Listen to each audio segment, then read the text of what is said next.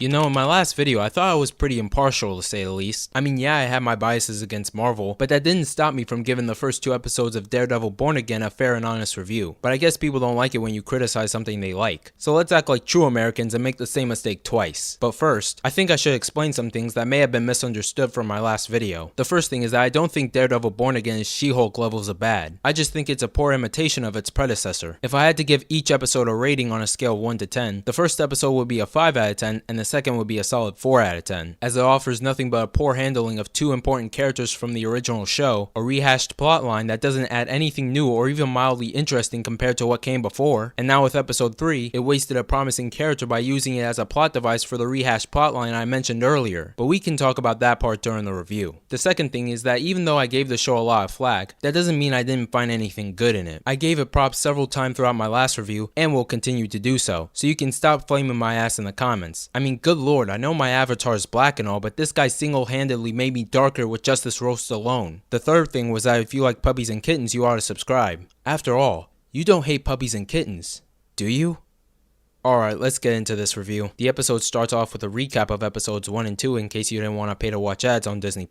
And after that, we see Matt enter the cell of Hector, and the two talk about mating calls amongst frogs. Of course, with how ridiculous that statement is, the conversation slowly turns into a case of Matt reassuring Hector that he'll see his family again and that they'll win the case. And I hate to start my ranting this early into the review, but I'm just gonna have to get it out of my system now, because I find it hard to feel invested in a character that was only properly introduced 1 episode ago. I mean, it's bad enough that he was introduced as a pale reflection of Karen's character archetype when she was first introduced, but there's almost nothing interesting about him as well. And it's not like I'm asking for much here. I just want an interesting twist to his character that actually makes him different from Karen in this plotline except his obvious vigilanteism. For example, you could have made it so that he likes hurting people as a vigilante and that's why he truly does it, and have that be revealed during his retelling of the story. Granted, it would need more build up to properly execute, but at least it's something. Anyways, with that aside, we cut to the still mid opening and end on the still good title card, and then open up to a truck drive at night turned hijacking, which was apparently owned by someone important. Don't worry, I'll explain this later. Wilson and Vanessa have dinner and talk about the dilemma of interacting with the criminal underworld, with Wilson saying that it's better for them to let the crime bosses kill each other off than get involved, but Vanessa retorts that the outcome of the winner of that fight will come for Wilson next. And after this conversation, we get a pretty good transition to Matt actually washing his hands after taking a piss, unlike most of the guys in my high school. He's threatened by a cop with legal action, but Matt stands his ground and wins the pissing contest. And yes, the pun was intended. We get a quick Punisher reference and see Matt's PI giving Nikki some drugs. Hector is getting nervous in court, which can lead him to becoming reckless. So Matt tells him to calm down as the ops present their case, and puts a dent in the ops' armor by asking the corrupted cop a simple question regarding the semantics of who else was there the night the cop got trained. This leads to one of the other agents saying that Nikki Torres can't testify, and Matt hears this. And speaking of Nikki, he's being transported by both the PI and the other guy, and with a clever bait set up by the PI, Nikki is able to go to court and testify, but cracks under the pressure the other agents have on him. And before we continue the recap, I want to point out that this was probably my favorite part of the episode. I thought it was pretty interesting how the writers made the good guys lose this critical component of their case, making it almost impossible to win. Because as we all know, this is when Matt or his former friends always finds a silver bullet as a way out, as shown in the last episode for season 3. Or they could do something even more interesting and have Matt and Hector lose this court case and let the entire city feel the weight of this outcome, as it becomes the first step to removing any sense of heroism and vigilantes. Hell, they could even reveal Hector's identity through a leaker or something. After all, the higher the stakes, the bigger the reward. So, does Daredevil Born Again do this? Nope, not even in the slightest. What ends up happening is that after this failed attempt with their star witness, Matt's team tries to figure out a way they can still win, with Matt stating that the only solution they can do is let Hector give his side of the story and hope the jury sees him as innocent. After this meeting, Hector gives his side of the story until Matt reveals his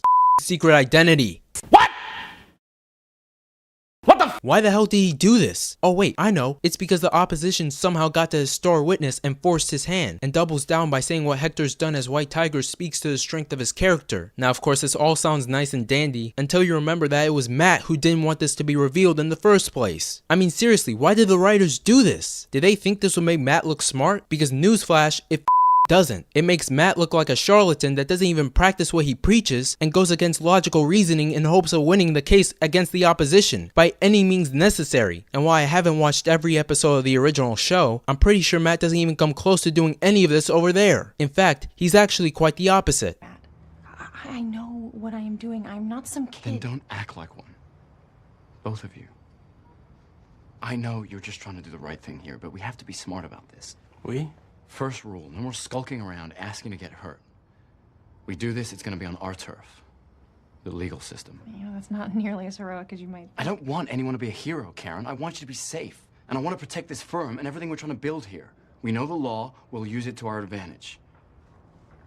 And remember when I said earlier that this show was a poor imitation of what came before it? Yeah, it's starting to look a lot more clear now, doesn't it? And detractors, please don't use the excuse that Matt was desperate to justify a clear example of character inconsistency, because let's be real here, that's just lazy. Almost as lazy as the end of this episode. But we'll get to that shortly. Moving on, we have Hector being a lot nicer to Matt than he should be, considering that Matt just put a target on the back of him and his family in case any federal agent or criminal wants to finish the job. And Hector actually brings up a pretty interesting concept about superheroes and the very concept of vigilanteism being a calling. Oh, and before I forget, Hector and Matt won the case, mostly since mistrial was already off the table, and Matt used the goodwill Hector already had with the people as White Tiger. What sucks even more about this poorly written storyline is that the arguments the opposition gave were actually good and just plain common sense. Now, I'm not saying the writers shouldn't make Matt and Hector win this case. What I am saying is that the way they did it was poorly handled and felt like it was written by someone who liked the characters and the original show but didn't understand it well enough to write it themselves. But that's just the A plot for this episode. What about the B plot then? Well, after their conversation at dinner, the criminal underworld hosts a business meeting where New Wesley tries to settle the matters for two of the heads. And after this business meeting, Vanessa is revealed to be the reason it happened in the first place, as she instructed New Wesley to put the criminal equivalent of tariffs on one head for the discretion of the other. That discretion being the truck hijacking we saw at the beginning of the episode. Wilson and Vanessa then have a debate about peace and chaos, with Wilson saying that in some circumstances to have peace, chaos must happen first. But Vanessa doesn't want to deal with said chaos as it can come back to bite them in the ass. Vanessa also points out how Wilson might be punishing her for Adam's existence, but Wilson denies the lying allegations, with the couples counselor coming in at just the right time to stop their character development. If I had to give the show another compliment, it would have to be the relationship between Vanessa and Wilson, mostly because their dynamic feels like it's ripped right out of the original, and it doesn't feel forced or like a cheap imitation. At the end of the episode, when Hector is declared not guilty, while Matt and the therapist have a toast in Foggy's honor, Wilson meets up with BB Report to state the argument of why vigilantes are a threat to New York. Hell, it almost sounds like something that would be right up my alley and making a video about, but I guess that'll have to be for another time, because now I have to talk about what happens next. While Wilson was giving a monologue of why vigilantes should disconnect from life itself, White Tiger gets shot and killed by presumably the Punisher. Oh, and we also get some race-baiting dialogue in the middle of the episode. But getting back to White Tiger's death, while I could go on another rant, instead I'll just show the following clips that summarize my reaction to this episode after watching it.